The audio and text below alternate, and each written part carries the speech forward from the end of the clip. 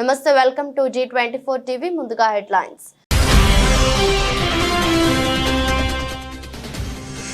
ప్రధాని ఆయన నివాసంలో కలిసిన ఒలింపిక్స్ లో తలపడిన భారత బృందం. ఈవెంట్ సందర్భంగా అథ్లెట్లకు ఎదురైన అనుభవాల గురించి తెలుసుకున్న ప్రధాని.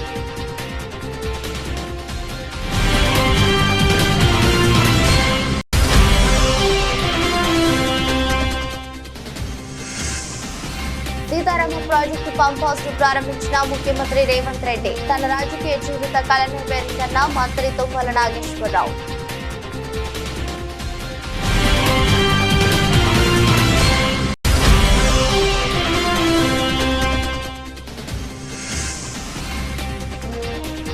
ఇస్రో మరో ఘనత. నిప్పులు చిమ్ముతూ నెంగిలోకి దూసుకెళ్లిన SSLV-T3.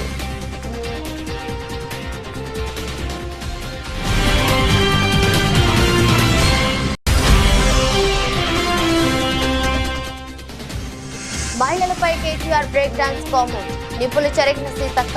బస్సుల్లో బ్రేక్ డాన్సులు వేసుకోవచ్చునని కేటీఆర్ మాట్లాడటాన్ని తప్పుపట్టిన సీతక్క.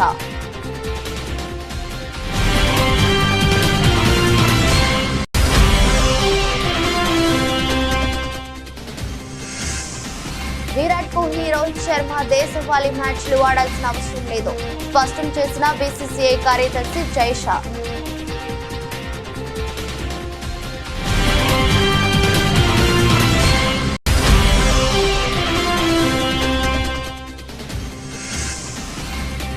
భారీ లాభాల్లో స్టాక్ మార్కెట్లు. నిమిషాల్లోనే 3.67 లక్షల కోట్ల లాభం.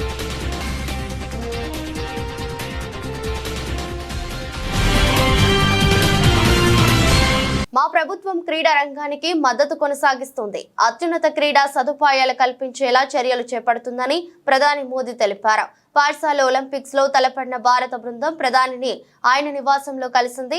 ఈ సందర్భంగా ప్రధాని వారిని అభినందించడంతో పాటు అథ్లెట్లతో ముచ్చటించారు. పారిస్ ఒలింపిక్స్ లో దేశానికి ప్రాతినిధ్యం వహించిన క్రీడాకారులను కలుసుకోవడం అద్భుతంగా ఉంది. ఆ మెగా ఈవెంట్ సందర్భంగా అథ్లెట్లకు ఎదురైన అనుభవాల గురించి తెలుసుకున్నా అని ప్రధాని X లో పేర్కొన్నారు. ప్రపంచ అతిపెద్ద క్రీడా పోటీలను నిర్వహించే సత్తా భారత్ కు ఉందని ప్రధాని మోదీ నొక్కి చెప్పారు. ఈ క్రమంలో 2036 ఒలింపిక్స్ నిర్వహణకు ఉన్న ఏ అవకాశాన్ని వదలబోమని ఎర్రకోట నుంచి చేసిన స్వాతంత్ర ప్రసంగంలో స్పష్టం చేశారు. 2036 విశ్వ క్రీడలను నిర్వహించాలన్నది భారత్ స్వప్నం. అందుకోసం మేము ఇప్పటికే చర్యలు ప్రారంభించామని గుర్తు చేశారు. భారత్ తో పాటు సౌదీ అరేబియా, ఖతార్, తుర్కియో 2036 ఒలింపిక్స్ నిర్వహణకు ప్రధానంగా పోటీ పడుతున్నాయి. ఇక భారత్ నుంచి అహ్మదాబాద్ ఆతిథ్య నగరంగా రేసులో నిలిచింది. ऐतिहासिक रहा है। इस ओलंपिक्स में देश के लिए जो रिकॉर्ड्स बने वो देश के कोटि कोटि नौजवानों को प्रेरणा देंगे। आप देखिए, ओलंपिक्स के करीब 125 साल के इतिहास में ये मनु हमारी पहली बेटी ऐसी है जिसने भारतीय खिलाड़ी के रूप में इंडिविजुअल इवेंट में 2 मेडल जीते हैं।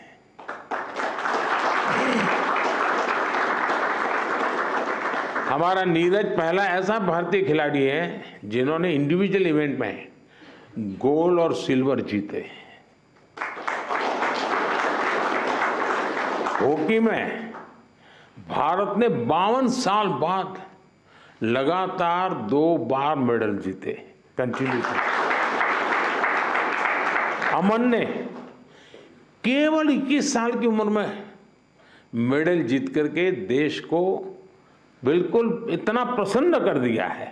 और अमन के जीवन के विषय में आज देश जानने लगा है तो उनको लग रहा है कि भाई व्यक्तिगत जीवन की कठिनाइयों से भी इंसान अपनी यात्रा को, स्वप्न को, संकल्प को सिद्ध कर सकता है।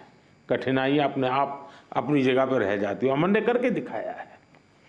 विनेश पहली ऐसी भारतीय बनी जो कुश्ती में फाइनल तक पहुंची। ये भी हमारे लिए बड़ा गर्व का विषय है। ओलंपिक्स में 7 शूटिंग इवेंट्स में इंडियन शूटर्स फाइनल्स में पहुंचे। వరంగల్ డిక్లరేషన్ అమలులో భాగంగా తాము ఇప్పటికే రుణమాఫీ చేస్తున్నామని, త్వరలో రైతు భరోసా పథకాన్ని కూడా ప్రారంభిస్తామని తెలంగాణ ముఖ్యమంత్రి రేవంత్ రెడ్డి అన్నారు. రుణమాఫీ సాధ్యం కాదని కొంతమంది వక్రభాష్యం చెప్పారని, కానీ తాము అమలు చేసి చూపించామన్నారు. 2 లక్షల వరకు రుణమాఫీ చేసి చూపిస్తున్నామన్నారు. ఈ ఏడాది నుంచి ఫసల్ బీమాలో చేరాలని నిర్ణయించామన్నారు. ఈ సందర్భంగా ఆయన మాట్లాడుతూ నేటి స్వేచ్ఛ స్వాతంత్ర్యాలు ఎందరో మహనీయుల త్యాగఫలమని ముఖ్యమంత్రి అన్నారు. అందశ్రీ రాసిన గీతాన్ని తాము రాష్ట్ర గీతంగా ప్రకటించామని గుర్తు చేశారు. తమ సిద్ధాంతం గాంధేయవాదం అన్నారు. స్ఫూర్తిగా ఈనాడు కాంగ్రెస్ పార్టీ మే 6, 2022 నాడు వరంగల్ గడ్డ మీద రైతు సంఘర్షణ సమితి ఏర్పాటు చేసి రైతు డిక్లరేషన్లో తెలంగాణ రాష్ట్ర రైతాంగానికి 2 లక్షల వరకు రైతు రుణమాఫీ చేస్తామని చెప్పి మన అభిమాన నాయకుడు శ్రీ రాహుల్ గాంధీ గారు ఇచ్చిన మాటకు తెలంగాణకు వచ్చి మనకు ఇచ్చిన గ్యారంటీకి కట్టుబడి 8 నెలలు తిరగకంటే ముందే తెలంగాణ రాష్ట్రంలో ఉన్న లక్షలాది మంది రైతాంగానికి 2 లక్షల రూపాయల రుణమాఫీ 31,000 కోట్ల రూపాయలను వారికి రుణ విముక్తులను చేసి బ్యాంకుల నుంచి వాళ్లకు స్వేచ్ఛను ప్రసాదించి నా తెలంగాణ రైతాంగం ఈనాడు తెలంగాణ రాష్ట్రంలో రుణ విముక్తులై స్వేచ్ఛా వాయువులు పీల్చుకునే విధంగా ఈనాడు కాంగ్రెస్ పార్టీ నిర్ణయం తీసుకున్నది.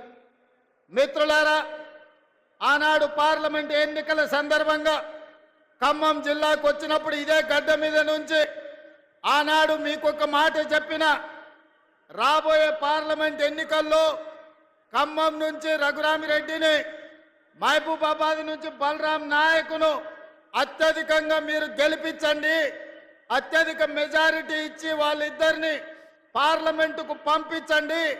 భద్రాద్రి రామచంద్రుడు సాక్షిగా 15 ఆగస్టు లోపల తెలంగాణ రైతాంగానికి 2 లక్షల రూపాయల రుణమాఫీ చేస్తానే ఈ ఖమ్మం గడ్డ మీద నుంచే తెలంగాణ రైతాంగానికి ఆనాడు మాట ఇవ్వడం జరిగింది.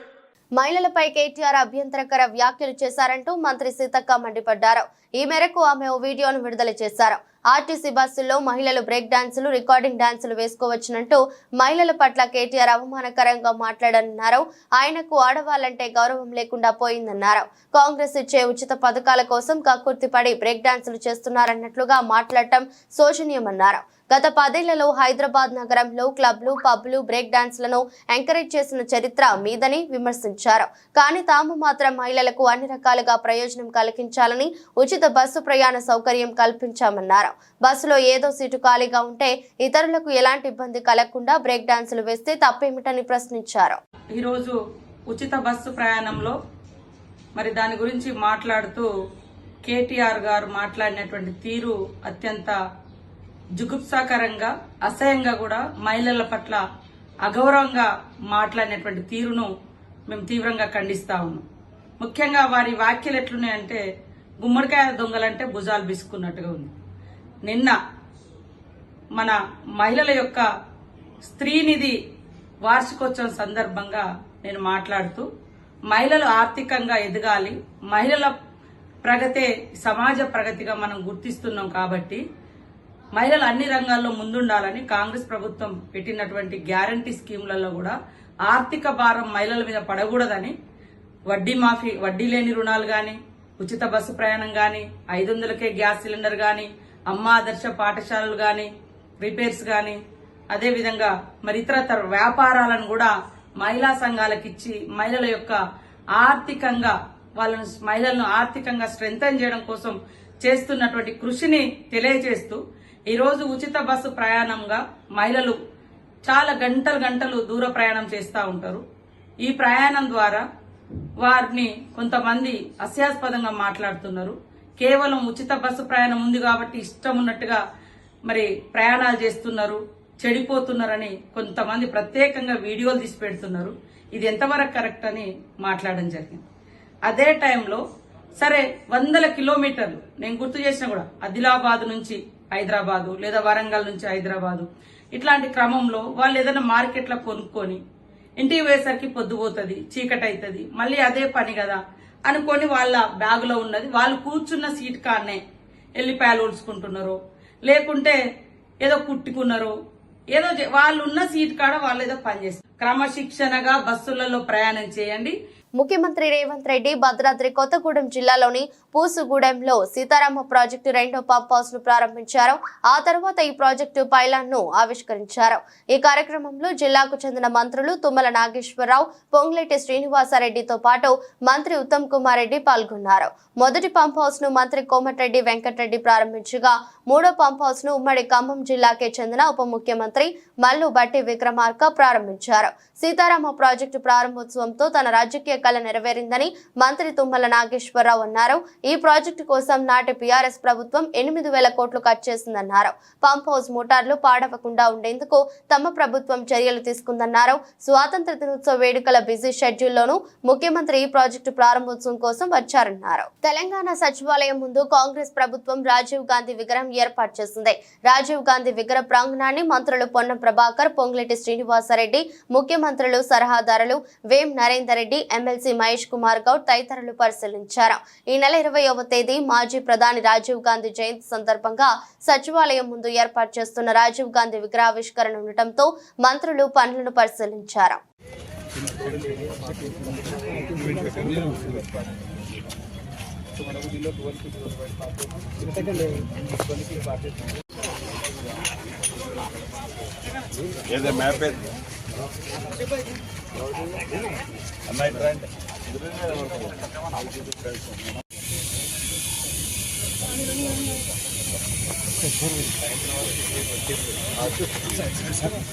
ప్రొఫెసర్ కోదండరాం, ప్రముఖ జర్నలిస్ట్ అమీర్ అలీ ఖాన్ ఎమ్మెల్సీలు ప్రమాణ స్వీకారం చేశారు.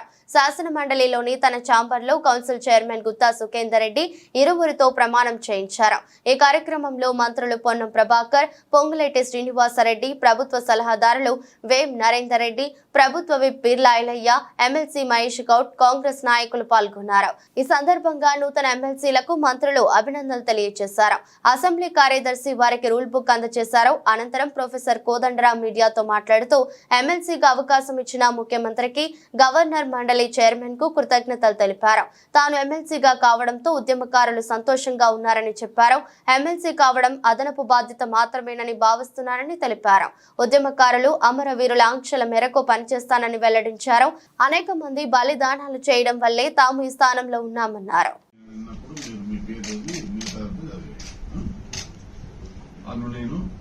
ఎం కోదండరామారెడ్డి అను నేను శాసన పరిషత్తు సభ్యునిగా నామనిర్దేశం అయినందున శాసనం ద్వారా నిర్మితమైన భారత రాజ్యాంగం పట్ల నిజమైన విశ్వాసం, విధేయత చూపుతానని, భారతదేశ సార్వభౌమాధికారాన్ని, సమగ్రతను కాపాడుతానని, నేను స్వీకరించబోయే కర్తవ్యాన్ని శ్రద్ధాసక్తులతో నిర్వహిస్తానని పవిత్ర హృదయంతో ప్రతిజ్ఞ చేస్తున్నాను. मैं आमिर अली खान, जिसे कानून साज असेंबली का रुकन नामजद किया गया है, अल्लाह के नाम से हलफ लेता हूँ कि मैं कानून की दौर से राइज दस्तूर हिंद का वफादार और फर्माबरदार रहूँगा।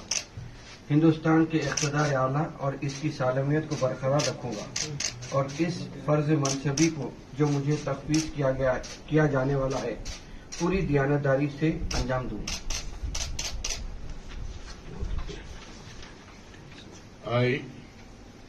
आमिर अली खान, रुकन कानून साज, तेलंगाना कानून साज काउंसिल, अल्लाह के नाम से हलफ लेता हूँ कि मैं ऐवान के क़वायद का पाबंद रहूँगा, उन पर अमल करूँगा और आदाब मजलिस को मलहूज रखते हुए ऐवान की रिवायत का एहतराम करूँगा। వరుస విజయాలతో దూసుకెళ్తున్న భారత అంతరిక్ష పరిశోధన సంస్థ మరో ఘనతను సాధించింది. శ్రీహరికోటలోని షార్ అంతరిక్ష ప్రయోగ కేంద్రం నుంచి SSLV-D3ని విజయవంతంగా నింగిలోకి పంపింది. ఈ రాకెట్ ద్వారా 175 కిలోల EOS-8 ఉపగ్రహాన్ని నిర్ణీత కక్షలోకి ప్రవేశపెట్టింది. విపత్తుల సమయంలో ఈ ఉపగ్రహం కీలక సమాచారాన్ని పంపిస్తోంది. ప్రకృతి విపత్తులతో పాటు అగ్ని పర్వతాలను కూడా ఈ శాటిలైట్ పర్యవేక్షిస్తుంది. మొత్తం 17 నిమిషాల పాటు రాకెట్ ప్రయోగం కొనసాగింది. చేస్తుంది. ఈఓఎస్ శాటిలైట్ ను యుఆర్ఆవ్ శాటిలైట్ సెంటర్ లో అభివృద్ధి చేశారు. ఈ ఉపగ్రహంలో ఉండే electro optical infrared payload mid wave, long wave infrared లో చిత్రాలను తీస్తుంది. ఈ శాటిలైట్ పంపించే సమాచారం విపత్తు నిర్వహణలో ఎంతో ఉపయోగపడుతుందని ఇస్రో శాస్త్రవేత్తలు తెలిపారు. ఈ ఉపగ్రహం ఏడాది పాటు పనిచేస్తోంది. రేవంత్ రెడ్డి నిన్న ఖమ్మం వచ్చి పిచ్చి పిచ్చిగా మాట్లాడారంటూ ఎమ్మెల్సీ తాత మధు ఆగ్రహం వ్యక్తం చేశారు. అసలు సీతారామ ప్రాజెక్టు గురించి రేవంత్ రెడ్డికి ఏమైనా తెలుసా? సీతారామ ప్రాజెక్టు రేవంత్ రెడ్డి కట్టించాడని ప్రశ్నించారు. నోరుంది కదా, మైకుంది కదా అని ఇష్టం వచ్చినట్లు మాట్లాడితే జనం తిరగబడతారన్నారు. ప్రతిపక్షంలో ఉన్నప్పుడు ఈ రాష్ట్రంలో డెమోక్రసీ లేదని చెప్పి గొంతు చించుకున్నారు. మరి నిన్న ఖమ్మంలో బీఆర్ఎస్, సిపిఐ, సిపిఎం నాయకులను ముందస్తు అరెస్టు చేయడం, లాఠీ చార్జ్ చేయడం ఎందుకు చేశారని నిలదీశారు. నిన్న ఖమ్మం వచ్చాడు, పిచ్చి పిచ్చిగా మాట్లాడతాడు. ఆయన ఏదో కట్టించినట్టు సీతారామకి, ఆయన ఫండ్స్ ఇచ్చినట్టు. నీకు తెలుసా అసలు సీతారామ గురించి? ఆడి మంత్రులు చాలామంది చాలా విషయాలు మాట్లాడు. ఏమై నోరుంది కదా, మైక్ ఉంది కదా, ఇష్టం వచ్చేట్టు మాట్లాడుతా అంటే కొద్ది రోజులు భరిస్తారు, తర్వాత జనం తిరగబడతారు. అంత ఈజీగా ఏముండదు. ఒకటే గొంతు చించుకుని ముఖ్యమంత్రి కాకముందు ప్రజాస్వామ్య పరిరక్షణ, ఈ రాష్ట్రంలో ప్రజాస్వామ్యం లేదు, డెమోక్రసీ లేదు, ముళ్ళ కంచెలు వేశారు, ముళ్ళ కంచెలతో పరిపాలన చేస్తానని చెప్పిండ్రు. నువ్వు నిన్నేం చేసినావు? బీఆర్ఎస్ పార్టీ వల్లనే కాదు, ఎంఎల్ పార్టీ వాళ్ళని, సిపిఎం వాళ్ళని, సిపిఐ వాళ్ళని, బీజేపీ వాళ్ళని అందరినీ ముందస్తుగా అరెస్ట్ చేశారు. నీకేందంత భయం? నువ్వు ప్రజాస్వామ్యవాదివి కదా, నీకు ప్రజాస్వామ్యం మీద నమ్మకం ఉంది కదా, మరి ఎందుకు అరెస్ట్ చేయాల్సి వచ్చింది? ముందస్తుగా గృహ నిర్బంధం చేశారు, లాఠీ చార్జీలు చేశారు.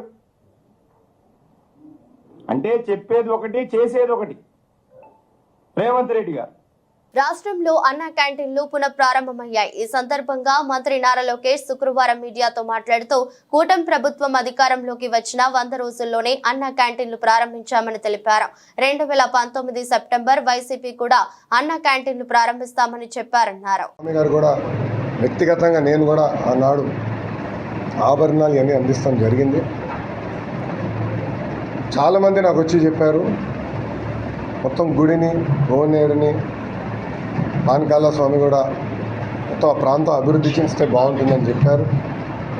నాకు కూడా చాలామంది వచ్చి ప్రజా దర్బార్లో కలిసినప్పుడు కొన్ని ఫిర్యాదులు ఇచ్చారు. దాని మేరకు మీరే చూసారు, కొన్ని యాక్షన్ కూడా తీసుకుంటాం జరిగింది. గత 5 సంవత్సరాలు అన్ని వ్యవస్థల్ని గత ప్రభుత్వం భ్రష్టు పట్టించింది. అన్నీ ఒక కొలికి తీసుకురావాల్సిన బాధ్యత నా పైన ఉంది. తొలి 100 రోజుల్లోనే మీరు మార్పు చూస్తారు. గుడికి వచ్చేగల నేను అనేక మందితో మాడుతున్నా, ప్లానర్స్తో డిస్కస్ చేస్తున్నా, ఎలా చేస్తే బాగుంటుంది, అభివృద్ధి ఎలా చేస్తే బాగుంటుంది, గెస్ట్ హౌస్లు, కాటేజీలు ఎక్కడ ఏర్పాటు చేయాలి, భక్తులకి ఎలాంటి ఇబ్బంది లేకుండా మనం గుడిని అభివృద్ధి చేస్తే బాగుంటుంది ఆలోచనతోనే ఉన్నా. వాళ్ళతో చర్చించా. అది త్వరలోనే ఆ మాస్టర్ ప్లాన్ ప్రజల ముందర పెడతా. ఇంకా మంగళగిరి నియోజకవర్గంలో ట్రాఫిక్ కూడా చాలా పెద్ద సమస్య మనకి. ఆల్రెడీ కేంద్ర ప్రభుత్వ సంస్థతో నేను మాట్లాడాను, వాళ్ళు రమ్మని చెప్పా. కమిషనర్ గారి కాంటాక్ట్ నెంబర్ ఇచ్చాను, అధికారుల నెంబర్ కూడా ఇచ్చాను. వాళ్ళందరూ కూర్చొని ఒక మాస్టర్ ప్లాన్ తయారు చేయమని. అంటే ట్రాఫిక్ మేనేజ్మెంట్ ఎట్లా చేయాలి, ఎక్కడ ట్రాఫిక్ లైట్స్ రావాలి, అండర్ పాస్లు రావాలి, మొత్తం మాస్టర్ ప్లాన్ తయారు చేయాలని లక్ష్యంతో మేము పనిచేస్తాం. అవన్నీ కూడా త్వరలోనే ప్రజల ముందర పెడతాం. వాళ్ళ అభిప్రాయాలు తెలుసుకున్న తర్వాత అవి అమలు చేస్తాం. అన్న క్యాంటీన్ తిరిగి ప్రారంభిస్తామని చెప్పాం. గతంలో ఏ డిజైన్ ఉందో అదే డిజైన్ అమలు చేస్తాం. మహిళలు ఆర్టీసీ బస్సులలో బ్రేక్ డాన్సులు చేయాలని అనుచిత వ్యాఖ్యలు చేసిన కేటీఆర్ మహిళలకు బహిరంగ క్షమాపణ తెలియజేయాలని కేటీఆర్ దిష్టిబొమ్మ దహనం చేసిన పోచారం మున్సిపల్ కాంగ్రెస్ పార్టీ అధ్యక్షుడు సింగిరెడ్డి శ్రీనివాస్ రెడ్డి ఆధ్వర్యంలో పోచారం మున్సిపల్ పరిధిలోని ఎన్టీపీసీ చౌరస్తాలో కేటీఆర్ దిష్టిబొమ్మను దహనం చేసిన కాంగ్రెస్ కార్యకర్తలు. ఈ సందర్భంగా శ్రీనివాస్ రెడ్డి మాట్లాడుతూ కాంగ్రెస్ ప్రభుత్వం చేపట్టిన గ్యారంటీ పథకాలను అమలు చేస్తున్నారు. మహిళలకు ఇచ్చిన ఉచిత బస్సు సౌకర్యాన్ని దుర్వినియోగం చేస్తున్నారని, బస్సులలో బ్రేక్ డాన్సులు చేయాలని అనుచిత వ్యాఖ్యలు చేసిన కేటీఆర్ మహిళలకు బహిరంగ క్షమాపణ చెప్పాలని, లేకుంటే మీ ఇంటిని కూడా ముట్టడించేందుకు మహిళలు సిద్ధంగా ఉన్నారని ఈ సందర్భంగా తెలిపారు. నిన్న ప్రెస్ మీట్లో కేటీఆర్ గారు ప్రెస్ మీట్లో ఆడవాళ్ళ గురించి అసభ్యంగా మాట్లాడడం, అందరికీ ఉన్నారు, ఈ సమాజమే ఆడకూతురుతో నడుస్తుంది, అలాగే మీ ఇంట్లో ఉన్నారు. ఇట్లా మేము అన్యాయాలతో మేము చేయలేదు. బస్సు సౌకర్యం మహాలక్ష్మి మన కాంగ్రెస్ పార్టీ హయాంలో సోనియా గాంధీ ఇచ్చిన 6 గ్యారెంటీలో మహాలక్ష్మి పథకంలో మహిళలకు ఫ్రీ బస్ ఇచ్చారు. ఆ ఫ్రీ బస్సు మా అవసరాల కోసమే మేము వాడుకుంటున్నాం మేము, అంతే తప్ప కొంతమందికి ఆరోగ్యపరంగా ఉంది, కొంతమందికి ఏమో అవసరతల పరంగానే మేము వెళ్తున్నాం. నువ్వు మాట్లాడే మాటలు ఎలా ఉందంటే మేము ఇంట్లో పని చేతగాక మేము బస్సులో ఎక్కి మేము ఇవన్నీ చేస్తున్నామని నువ్వు అట్లా మాట్లాడడం ఎంతమంత మంచిది కాదు. మీరు జాగ్రత్తగా మాట్లాడు. ప్రెస్ మీట్కి వచ్చినప్పుడు మీరు మీ పార్టీ గురించి కానీ మీరు ఆపోజిట్లో ఉన్నారు, మీరు మాట్లాడండి, కానీ వ్యక్తిగతంగా ఆడవాళ్ళని మాత్రం మీరు తీసుకోకూడదు. మా పైన మీరు మాట్లాడే మొన్న సబితకంతో మాట్లాడింది వేరు, ఈరోజు మా అమ్మల్ని మీ ఆర్టీసీ బస్ ఎక్కి మీ అవసరాల కోసం వాడుకుంటున్నారు, బ్రేక్ డాన్సులు చేయొచ్చు అంటే ఇది ఎంతవరకు కరెక్ట్? ఇది మాట్లాడచ్చా? మీరు ఒక హోదాలో ఉండి ఒక ఆపోజిట్లో పార్టీలో ఉండి మీరు ఈ మాట ఎంతవరకు కరెక్ట్? మీరు మాట్లాడు, మీ గుండె మీద చేసుకొని చెప్పండి. నిన్న చేసిన అనిశ్చిత వ్యాఖ్యలను వెంబడే ఉపసంహరించుకోవాలి. మహిళల పట్ల ఇంత అసభ్యకరంగా మాట్లాడడం మంచి పద్ధతి కాదు. ఇంకోటి, మీరు 10 సంవత్సరాలు పార్టీలో ప్రభుత్వంలో పనిచేసారు, పార్టీల వర్కింగ్ ప్రెసిడెంట్గా చేసారు. మీరు మీ అయ్యనేమో ముఖ్యమంత్రిగా చేసినాడు. మీకు అవగాహన ఉండాలి, మహిళల పట్ల ఎట్లా మాట్లాడాలి, ఎట్లా ఉండాలని చెప్పేసి. కాంగ్రెస్ పార్టీ ఇచ్చిన గ్యారంటీలను అమలు చేసుకుంటూ మంచిగా నడిపిస్తుంటే ఓర్వలేక మా ప్రభుత్వం మీద మమ్మలను మీరు ఇష్టారాజ్యంగా రోజు ఇట్లా చేయడం అనేది తప్పు. మీరు ఇచ్చిన ఒక్కటి కూడా నెరవేర్చిరా? ఉచిత దళితులకు 2 ఎకరాల భూమి చెప్పారు, మీరు చేయకపోను. మళ్ళా కాంగ్రెస్ ప్రభుత్వము ఏ మాట చెప్పినా కానీ ఆ మాట ఖచ్చితంగా నిలబెట్టుకుంటుంది. కాంగ్రెస్ ప్రభుత్వం ఖచ్చితంగా అమలు చేస్తుంటే మీరు ఓర్వలేక, ప్రభుత్వం మంచిగా నడిపిస్తుంటే ఓర్వలేక మీరు అనుచిత వ్యాఖ్యలు చేయడము అది మంచి పద్ధతి కాదు.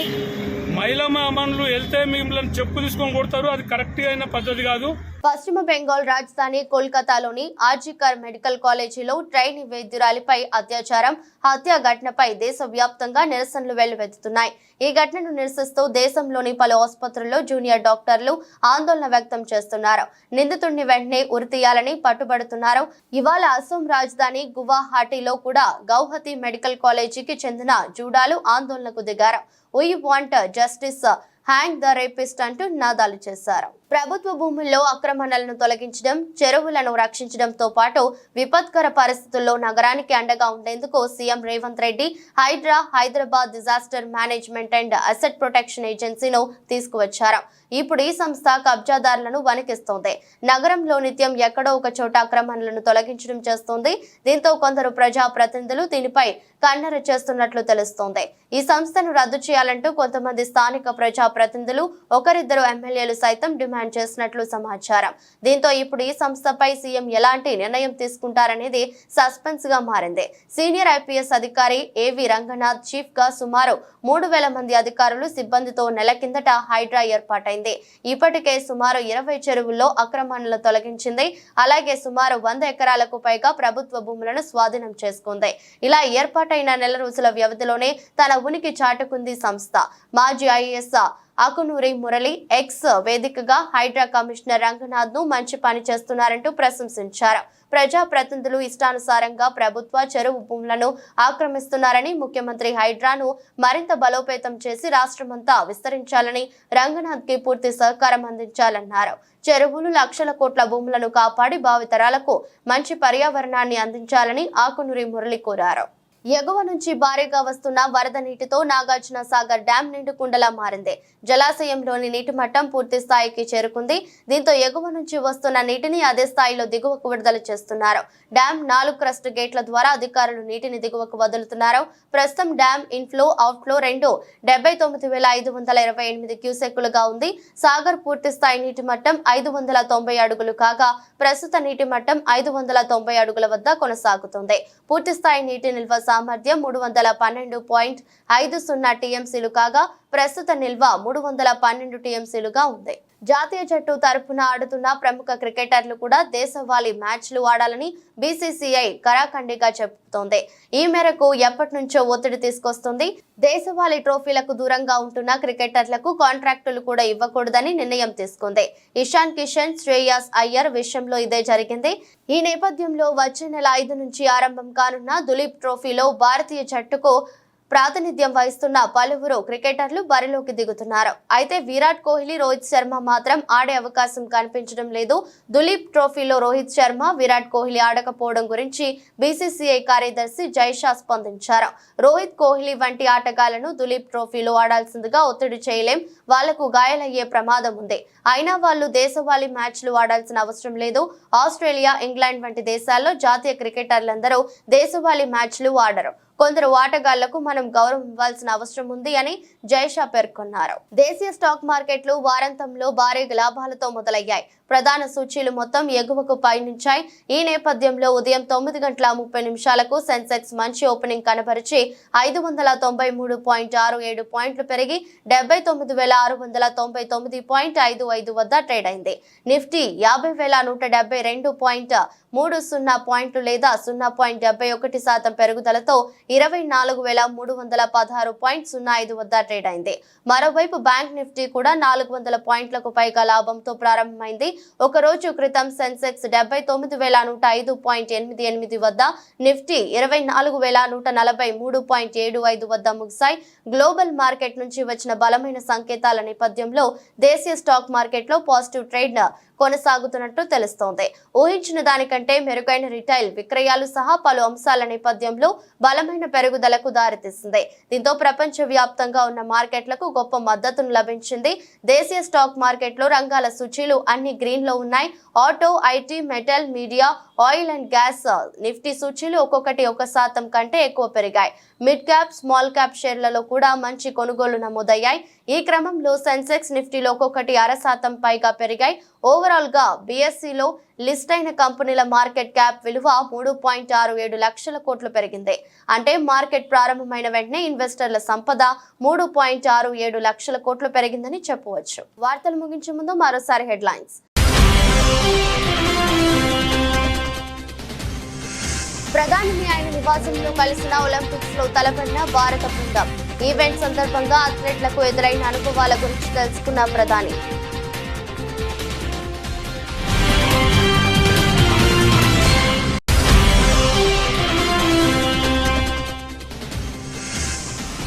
సీతారామ ప్రాజెక్టు పంప్ హౌస్ ను ప్రారంభించిన ముఖ్యమంత్రి రేవంత్ రెడ్డి. తన రాజకీయ జీవిత కళను పేర్కొన్న మంత్రి తుమ్మల నాగేశ్వరరావు.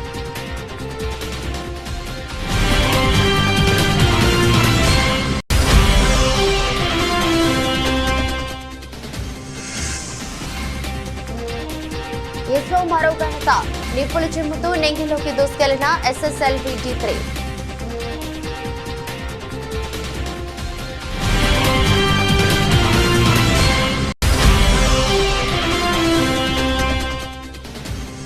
మహిళలపై కేటీఆర్ బ్రేక్ డాన్స్ కామెంట్. నిప్పులు చెరిగిన సీతక్క. బస్సుల్లో బ్రేక్ డాన్సులు వేసుకోవచ్చునని కేటీఆర్ మాట్లాడటాన్ని తప్పుపట్టిన సీతక్క.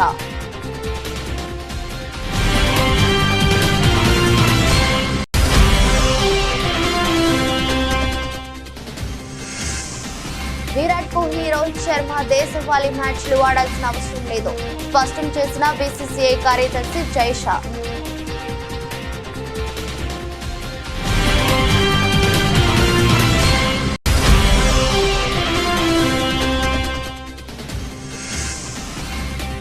భారీ లాభాల్లో స్టాక్ మార్కెట్లు. నిమిషాల్లోనే 3.67 లక్షల కోట్ల లాభం.